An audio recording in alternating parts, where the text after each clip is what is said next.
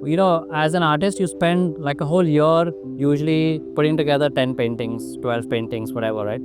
Or at least my work. It takes me around that long to create that body of work for a show. And then you have 200 people on your opening night and, scattered across the course of the month, you have people come and visit that space. But when you question the effort that you've taken for a year for just 200 people to see it, it's not very motivating in a certain way. You want more people to come and see what you've been doing for this course of time, right?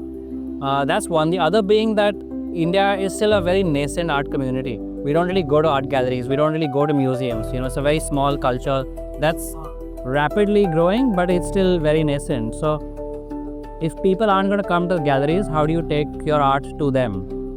With that thought, I kind of started questioning ways of how I could make that happen more often than, also, so I started talking to people and I realized that there is an intimidation with the common man to go to art galleries. There's something that eludes, there's an elusiveness about it. Either they find it too elitist, they think it's too conceptual, they don't understand it, it's too expensive, all kinds of things, right? And through these conversations, the learning was that if they aren't going to come, how do you take your work to them? And that's how kind of the idea of changing the medium came into play, wherein I put it onto fabric and I said, hey, wear my shirt, wear my artwork. And shirt just happened to be, a byproduct of the artwork. But the idea was to put my art onto fabric and make you wear it and now say walk around in it, The idea was to make something that would typically be 300,000 rupees become 3,000 rupees, make 100,000 of those and yet make the same money that you would, but now with 100,000 people wearing your work.